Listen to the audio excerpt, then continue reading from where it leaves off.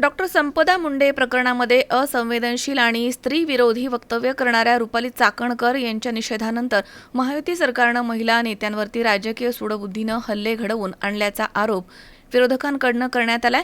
महिला नेत्यांनी स्पष्टपणे म्हटलंय की सरकार आमच्यापासून घाबरतंय, म्हणूनच आमच्यावरती पोलिसांचा वापर करून दबाव टाकला जातोय। त्यांनी मुख्यमंत्री आणि गृहमंत्री देवेंद्र फडणवीस, उपमुख्यमंत्री अजित पवार, सुनील तटकरे आणि रुपाली चाकणकर यांच्यावरती थेट निशाणा साधत म्हटलंय की हा हल्ला तुम्ही राबवत असलेल्या स्त्रीविरोधी धोरणाचं ज्वलंत उदाहरण आहे। महिला पदाधिकाऱ्यांनी पुढे म्हटलंय की राज्यामध्ये आज स्त्रिया, महिला आणि मुली सुरक्षित नाहीयेत। त्यांच्या सुरक्षिततेसाठी आवाज उठवला की पोलिसांच्या माध्यमामधून दडपशाही केली जाते। अशा गावगुंडशाहीचा आम्ही तीव्र निषेध करतो। तसेच त्यांनी म्हटलं की राज्यामधील वाढत्या महिला अत्याचारासाठी आणि असुरक्षित वातावरणासाठी महायुती सरकारच जबाबदार आहे। या सरकारचा आम्ही तीव्र शब्दात निषेध करतोय। वंचित बहुजन आघाडीच्या माध्यमातून रुपाली चाकणकर यांना पदमुक्त करा ही एवढीशी मागणी घेऊन आम्ही आज सुनील तटकरे यांच्या कार्यालयावर गेलो होतो। राजकीय कार्यालयावर जाण्याचा एवढाच हेतू होता, कारण त्या स्वतःहून तर काही राजीनामा देणार नाही। आपण बघितलं मागच्या एवढ्या दिवसांमध्ये त्यांनी काय तमाशा लावलाय।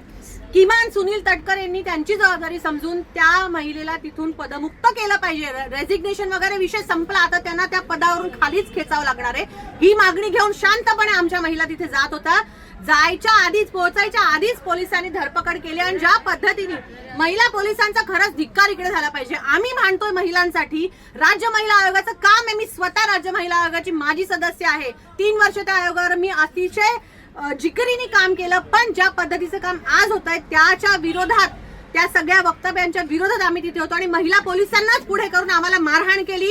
आमचे कपडे फाडले गेले। आमच्या अध्यक्ष स्नेहलताई त्यांना मारहाण केली गेली आणि त्यांच्या हातातून कंटिन्युअसली रक्त जात आहे। तरी पण अजून आम्हाला आझाद मैदानला आणले, तरी पण अजून डॉक्टर आलेले नाहीयेत। पोलीस प्रशासन, डॉक्टर आलेले नाहीयेत। तोपर्यंत आम्ही खाली उतरणार नाहीये। तिला काही झालं तर जबाबदार तुम्ही।